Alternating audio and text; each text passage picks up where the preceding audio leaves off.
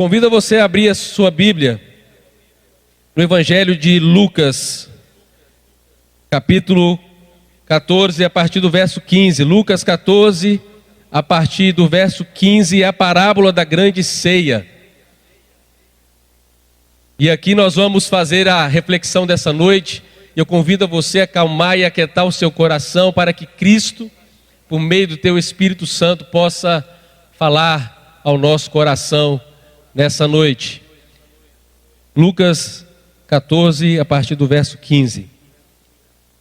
E ouvindo isso, um dos que estavam com ele à mesa disse-lhe: Bem-aventurado o que comer pão no reino de Deus. Porém ele lhe disse: Um certo homem fez uma grande ceia e convidou a muitos. E à hora da ceia mandou o seu servo dizer aos convidados: Vinde, que já tudo está preparado. E todos a uma começaram a dar desculpas. Disse o primeiro: Comprei um campo e preciso ir vê-lo. Então eu te rogo que me desculpes. E outro disse: Comprei 5 juntas de bois e agora vou experimentá-las. Rogo-te que também me desculpes. E o outro disse: Casei e portanto não posso ir. E voltando aquele servo, anunciou essas coisas ao seu senhor. Então o pai de família, indignado, disse ao seu servo: Sai depressa pelas ruas e bairros da cidade, trazei aqui os pobres, os aleijados, os mancos e os cegos. E disse o servo: Senhor, feito está como mandaste, e ainda há lugar. E disse o Senhor ao seu servo: Sai agora pelos caminhos e atalhos, e força-os a entrar, para que a minha casa esteja cheia. Porque eu vos digo que nenhum daqueles varões que foram convidados provará a minha ceia. Vamos orar? Senhor, fala conosco nessa noite. Que a tua palavra que será semeada em nosso coração, que ela encontre abrigo, que ela encontre um bom terreno, e que essa palavra venha a crescer e frutificar. Nos abençoe nessa noite, que possamos, ao término desse culto, desse encontro de adoração, sairmos completamente renovados e transformados pelo poder da tua palavra em nós. É a oração que fazemos, portanto, em nome de Cristo Jesus. Amém. Aqui Jesus estava na casa de um fariseu, e você pode encontrar essa informação no capítulo 14, o verso 1. Aconteceu num sábado que, entrando ele, Jesus, na casa dos principais dos fariseus para comer pão, e eles o estavam observando. Então Jesus estava ali, a convite de um fariseu, naquele dia, para uma refeição. Eles estavam juntos comendo pão, e era um banquete, era uma ceia, e a ceia tinha por característica justamente um momento, uma refeição que começava já à tarde e durava e entrava pela noite. Algumas ceias até, a gente conhece historicamente, pelas as informações que nós temos, que algumas ceias duravam até alguns dias, algumas semanas. Então Jesus agora estava aqui na casa desse fariseu, para esse grande banquete. E a verdade é que nós gostamos de ser convidados, nós gostamos de receber convite para as festas de 15 anos, nós gostamos para receber convite para as festas de crianças, mas agora, é claro, na pandemia, tudo isso está, de certa maneira, pausado. Mas a grande questão é que, quando nós estamos numa festa, existe no nosso coração uma grande alegria, algo que nos envolve. Naquele contexto, então, Jesus estava ali com os fariseus, e eles estavam alegres, e eles estavam festejando. Havia fartura de comida na mesa, fartura de bebida, porque assim eram as ceias daquele tempo. E então nós encontramos no verso 15, que ouvindo isso, um dos que estavam com Jesus à mesa, disse-lhe: Bem-aventurado ou felizes aquele que comer o pão no reino de Deus. Ele estava dizendo que felizes são aqueles que forem convidados para se assentarem à mesa do grande banquete. E isso ele estava se referindo, esse homem, à eternidade, a estar na morada de Deus. Então ele estava dizendo, em outras palavras, como serão felizes aqueles a quem Deus a se assentar à mesa para uma refeição na eternidade. Mas o que aquele homem não sabia, e muitas vezes nós não sabemos também, é olharmos para a nossa vida, fazemos um julgamento completamente errado, porque achamos que estamos certos, achamos que somos os corretos, que somos santos demais. Mas aqui Jesus começa então a trazer uma palavra de exortação àquelas pessoas, àqueles homens que estavam ali, porque a verdade é que os fariseus, os escribas que estavam ali participando daquele banquete, dessa ceia, estavam distantes dessa realidade do reino. Era uma vida de conhecimento da lei, mas eles não conheciam o Senhor da lei. E essa é a grande diferença. Existem as pessoas que conhecem a Deus, conhecem de Deus, conhecem a sua palavra, já tiveram algum tipo de experiência com Ele, mas não o conhecem verdadeiramente, não se lançaram em águas profundas para um relacionamento de intimidade, um relacionamento de profundidade. E eu me lembro que quando eu estava em Minas, eu fiz uma pergunta para Deus em oração. Eu falei: Senhor, o que é avivamento? E eu ali fechei os meus olhos, aquele tempo quando eu orava, pedindo ao Senhor uma resposta. Senhor, o que é um avivamento de verdade? E aí, eu fechei os meus olhos e veio uma visão assim, na minha mente. E eu via um grande oceano.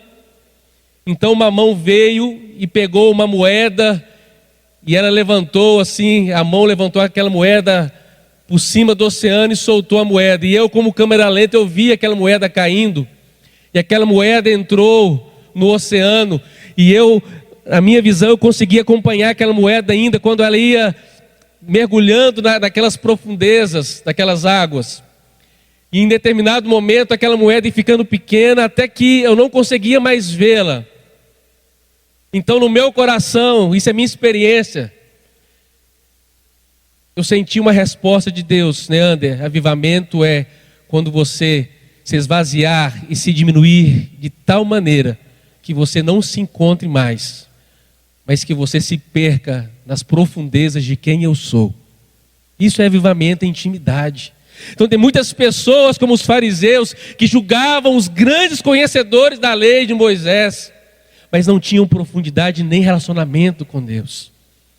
Nessa noite eu convido você a abrir o seu coração, porque talvez você também esteja vivenciando um momento de religiosidade, de prática cristã, porque você cresceu na igreja, você foi batizado, você participou da escola bíblica, ou participa ainda, e então você se julga conhecedor, mas Jesus está te convidando muito mais do que o simples conhecimento, mas é um relacionamento.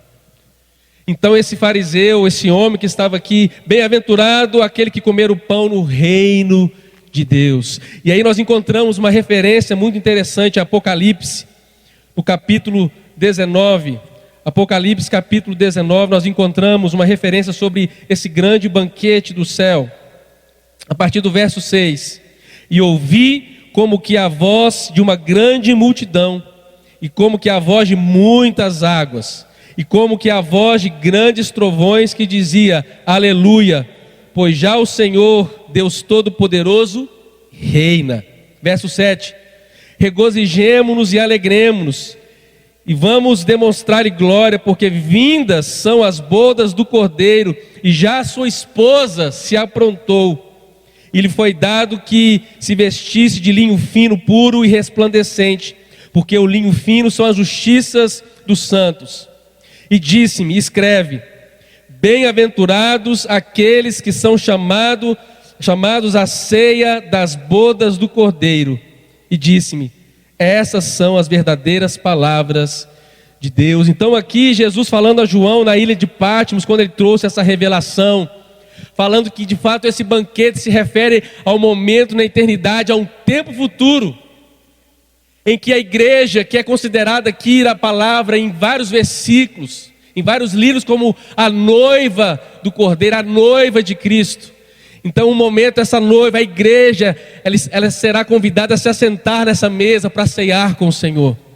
E nós precisamos ter no nosso coração essa preocupação E esse compromisso de dizer: Senhor, eu também como igreja, que não é apenas o templo, as paredes, eu sou a morada do Senhor, eu quero estar contigo na eternidade, eu quero me assentar à mesa, eu quero ter relacionamento, eu quero ter intimidade contigo. Isso precisa nos levar a um passo, uma decisão firme de nos colocarmos diante de Deus em oração, contrição e quebrantamento. E aí no verso 16 nós encontramos: porém ele lhe disse, um certo homem fez uma grande ceia e convidou a muitos. Esse convite do Senhor é um convite feito a todos. É interessante a gente saber o porquê Lucas está escrevendo. Na verdade, Lucas escrevendo e relatando essa parábola, na verdade, sobre a ceia que Jesus estava contando. E Jesus estava chamando a atenção justamente dos homens que estavam com ele. E quem estava com ele? Os fariseus, os escribas, doutores da lei. E Jesus começa a chamar a atenção dizendo: olha, o convite foi feito a muitas pessoas. E Jesus então começa a destacar que Deus ele estabeleceu uma aliança com o povo de Israel, que era chamado povo de Deus. E ele separou a nação de Israel para ser o seu povo, a sua herança. E na verdade, o primeiro convite que Jesus fez foi aquele povo, o povo judeu. E aquela nação, a maioria desprezou o convite de Jesus, desprezou o convite de Deus. E naquele tempo, é interessante nós pensarmos que quando as festas eram para ser realizadas, os banquetes, os convites, o dono daquela festa, ele mandava 2 convites para as pessoas. O primeiro convite é para que a pessoa soubesse que ela estava sendo convidada. Olha, você recebeu um convite para participar comigo da minha ceia. Mas aquele convite que o servo levava, não havia a menção do horário. Então o servo, no segundo momento, no dia da ceia, ele saía da casa daquelas pessoas e entregava o segundo convite dizendo: olha, a mesa já está preparada.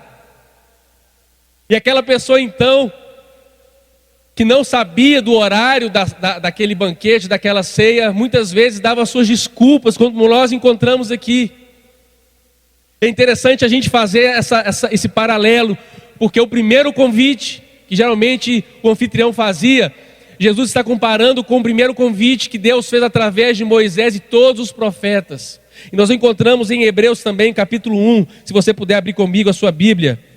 No Hebreus, capítulo 1, um versículo muito interessante, nós encontramos assim, 1 verso 1, havendo Deus antigamente falado muitas vezes e de muitas maneiras aos pais pelos profetas, a nós nos falou nesses últimos dias pelo Filho.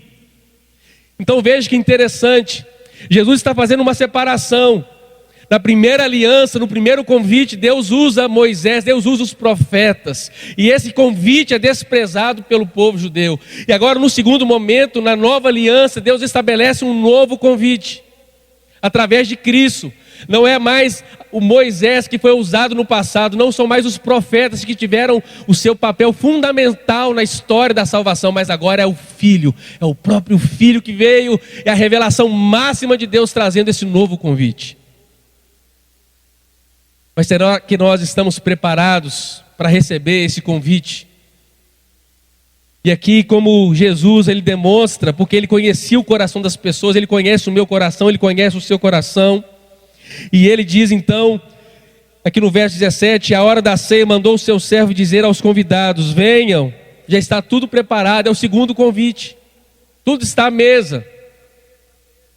E todos a uma, verso 18, começaram a dar as suas desculpas.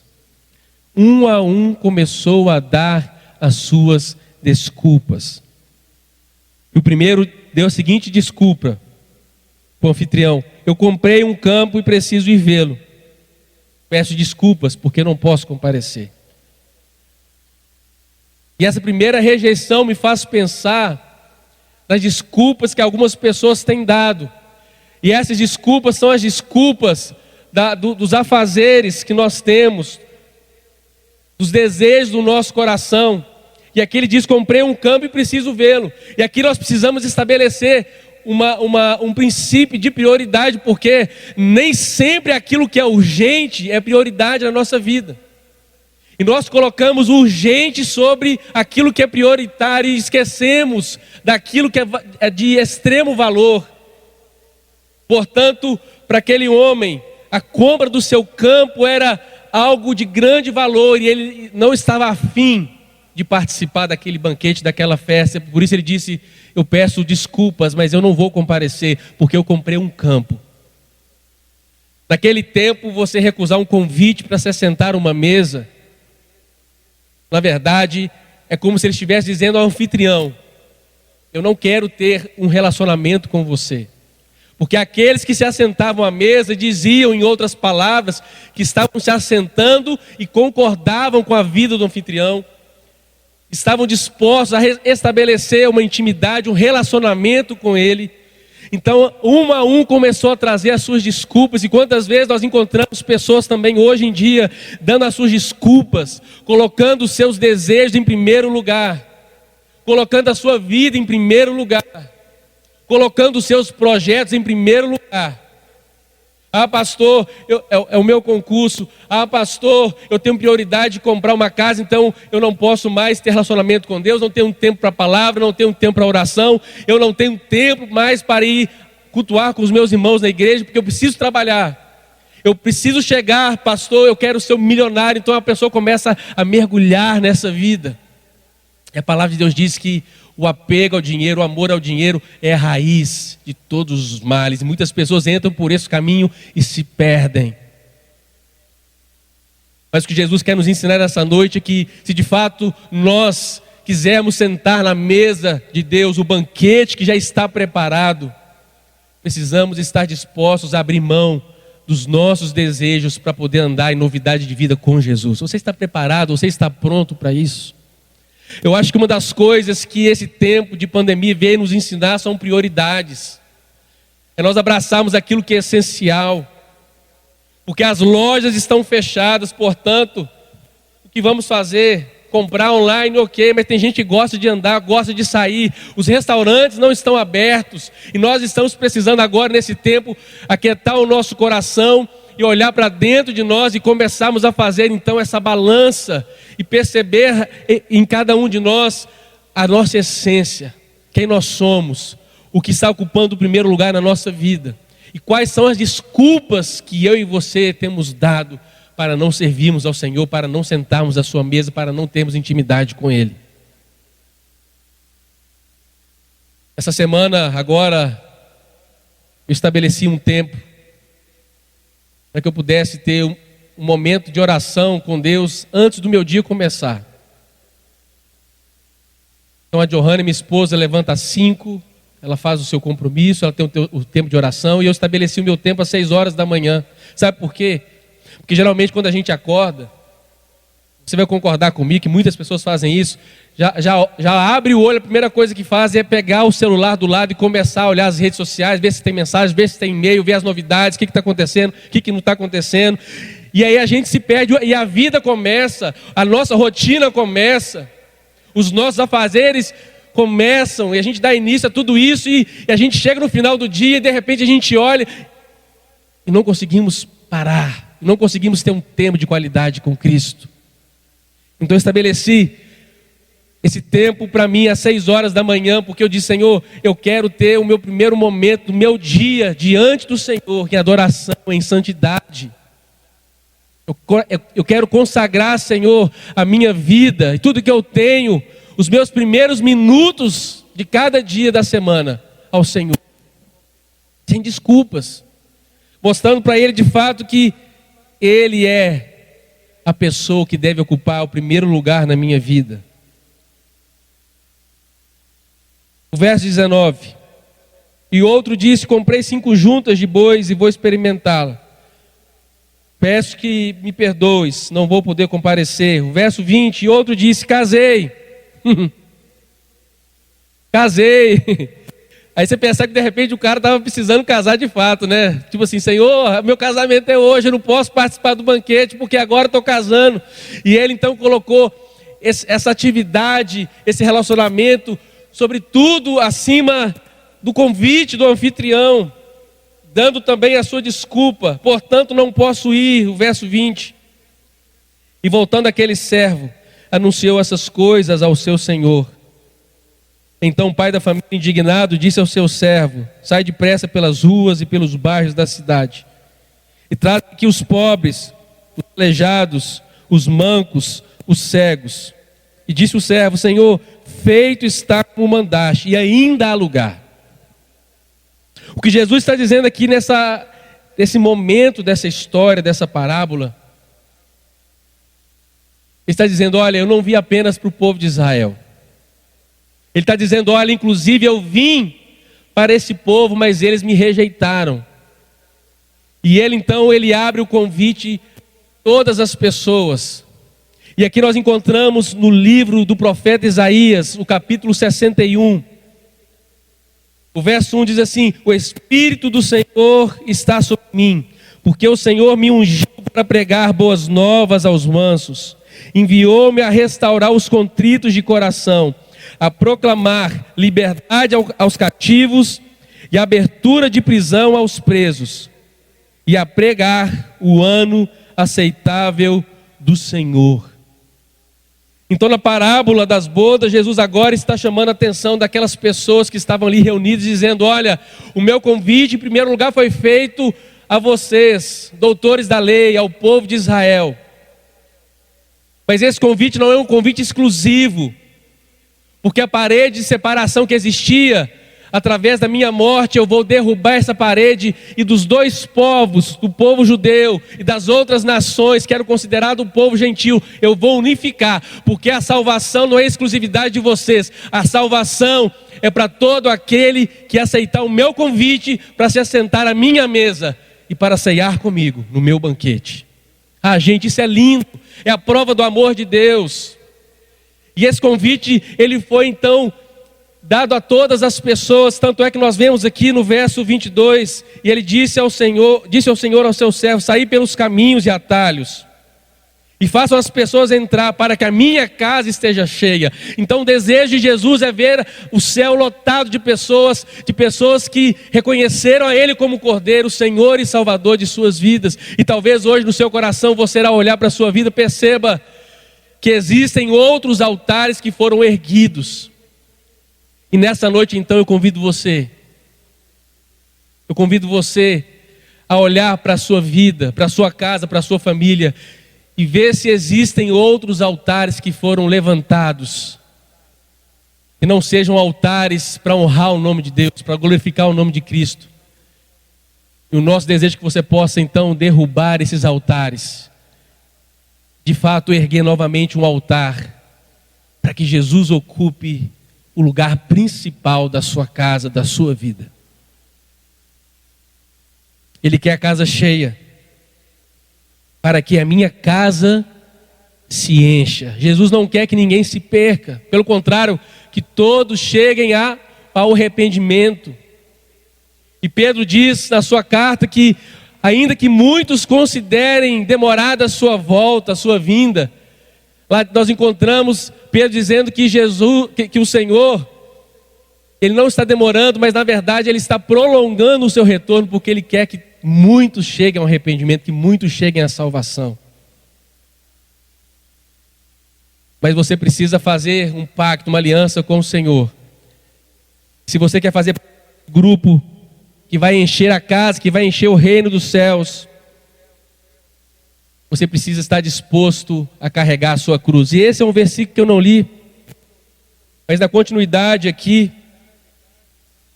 a partir do verso 25, se nós entendemos isso como um relato que dá continuidade, que não tem interrupção, Jesus ele continua falando ali no verso 25, o verso 26 e no verso 27 ele fala assim: e qualquer que não levar a sua cruz e não vier após mim, não pode ser o meu discípulo. Essa figura da cruz para nós, para mim, para você, por mais que a gente já tenha visto nas telas, os filmes, nas telas do cinema, nos filmes, é uma realidade muito distante de nós.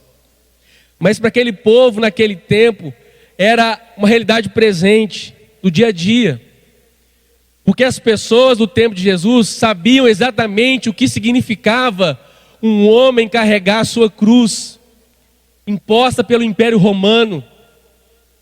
E o Império Romano, então, muitas vezes colocavam a cruz nas costas das pessoas para que toda a cidade pudesse temer o Império Romano e perceber que o Império Romano estava ali para impor a sua lei, as suas regras, e quem fugisse essas regras seria punido, e poderia chegar até mesmo o preço de morte, morte de cruz.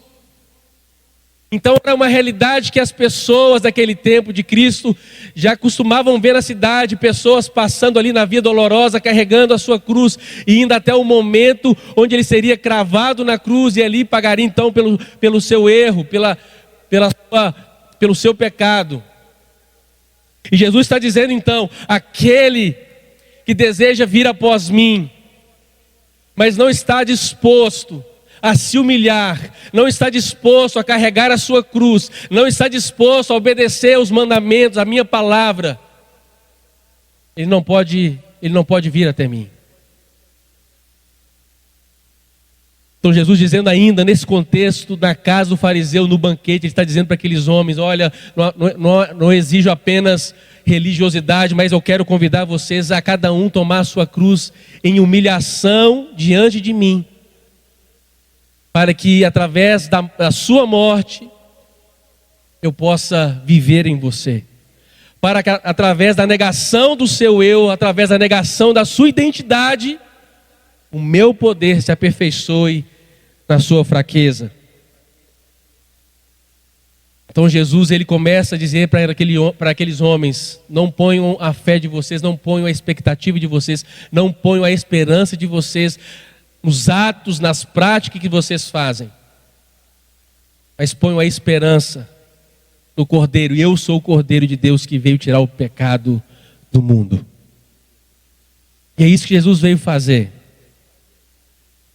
Ele veio nos libertar.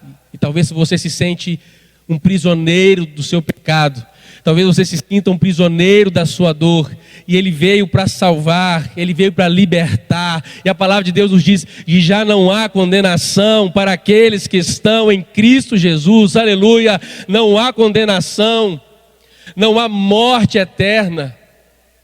Aqueles que são firmados em Cristo irão viver eternamente. Então ele veio para fazer mudança na nossa vida. Então precisamos abrir o nosso coração para receber, para entregar tudo que nós temos. Eu me recordo de uma conversa que eu tive alguns anos atrás com um jovem, e ele me disse: eu não quero na minha juventude perder os meus dias na igreja, porque eu cresci aqui nessa igreja, eu passei boa parte da minha vida nessa igreja, e chegou o momento de eu curtir a minha vida, aproveitar a minha vida fora da igreja. Eu sei que um dia eu vou voltar, mas eu quero viver a minha vida, eu quero ter as minhas experiências longe da igreja. Naquele dia eu olhei para ele com muito pesar e falei: olha,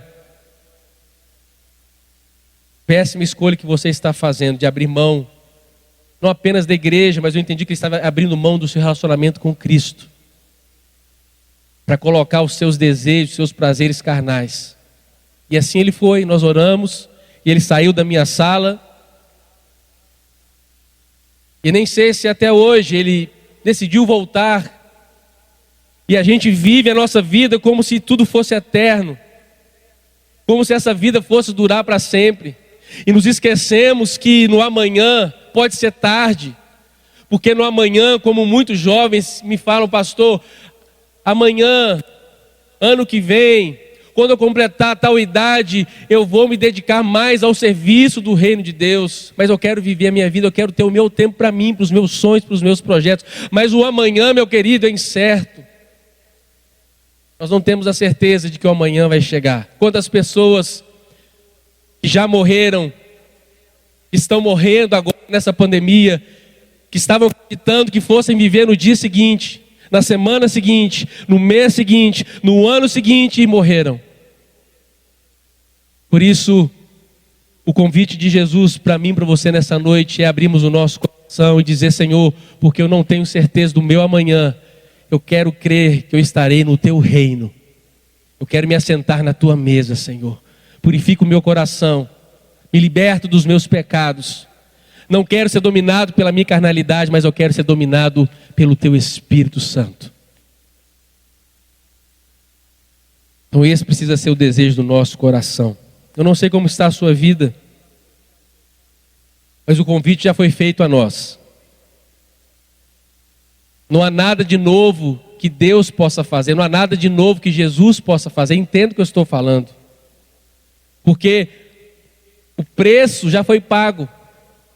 Jesus morreu na cruz, e nesse sentido eu digo que não há novidade, não há mais algo que Jesus possa fazer, porque Ele já fez, Ele já morreu. Agora eu e você precisamos aceitar e aceitá-lo, o seu convite, de abrir o nosso coração, de nos esvaziarmos, de dizer: Senhor, entra na minha vida, mexa na minha estrutura, muda a minha história.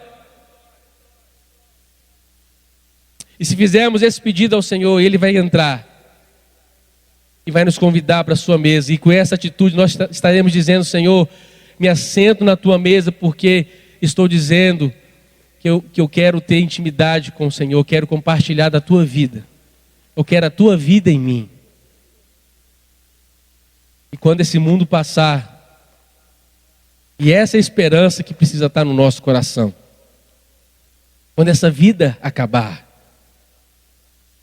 os nossos olhos se abrirão para uma nova realidade, um novo mundo na presença de Deus. Portanto, abra o seu coração nessa noite. Abra o seu coração para receber. Esteja disposto a carregar a sua cruz. Esteja disposto a não dar desculpas e acabar com essas desculpas para não participar do banquete do reino de Deus, mas para estar com Ele, festejando e celebrando a sua nova vida. Eu quero então que você pense na sua vida agora, e essa é uma decisão muito particular e individual. Não quer dizer que se seu pai e sua mãe são pais tementes ao Senhor, que você também tem garantido a vida eterna. Não, porque a salvação da sua mãe é individual, a salvação do seu pai é individual, e a sua salvação também. E talvez você, ao olhar para a sua vida, perceba que você tem dado tantas desculpas para não parar e ter intimidade com Deus. Ah, pastor, agora as aulas são online, eu preciso focar nos meus estudos, por isso não consigo orar, por isso não consigo parar e meditar e ter minha devocional, meu tempo com Deus. Está tudo errado. Você não vai ser bem sucedido na sua caminhada se você não fizer de Cristo a primeira coisa da sua vida, a primeira pessoa, aquilo que é essencial. Está tudo invertido na nossa geração. Os valores estão invertidos. Você não percebeu ainda que coisas que têm algum valor, mas não são prioridades, estão ocupando o primeiro lugar na sua vida? Ei, eu convido você nessa noite a esvaziar o seu coração e a retirar do seu coração tudo que não presta, tudo aquilo que não edifica, tudo aquilo que não é louvável, tudo aquilo que não agrada a Deus, e dizer: Senhor, arranque tudo da minha vida, eu quero me assentar na sua mesa, eu quero fazer parte do seu reino, Senhor. Eu não vou recusar, eu não vou rejeitar, porque eu sei o preço que foi pago. Eis-me aqui, Senhor, eu sou teu. Renova-me, transforma-me, liberta-me, cura-me. Mas eu quero estar assentado na tua mesa. Verso 25: porque eu vos digo que nenhum daqueles varões que foram convidados provará a minha ceia. Jesus está se referindo a homens que estavam com ele naquela mesa, que foram convidados, mas que rejeitaram o convite. Não se assentarão. Se você não parar agora para aceitar e fazer de Cristo, com Cristo uma aliança, você não vai se assentar na mesa do reino de Deus. Por isso convido você agora a fechar os seus olhos. Enquanto a gente canta essa próxima canção, eu quero que você faça um concerto com Jesus agora. Fala: Senhor, o teu convite foi feito. Pai, eu fui convidado para essa ceia, para esse banquete. Eu quero me assentar à tua mesa, Senhor. Eu quero me assentar à tua mesa. Ore, adore enquanto cantamos, e logo depois dessa canção nós vamos orar juntos, abrindo a nossa vida e reconhecendo que nós necessitamos de Cristo na nossa vida.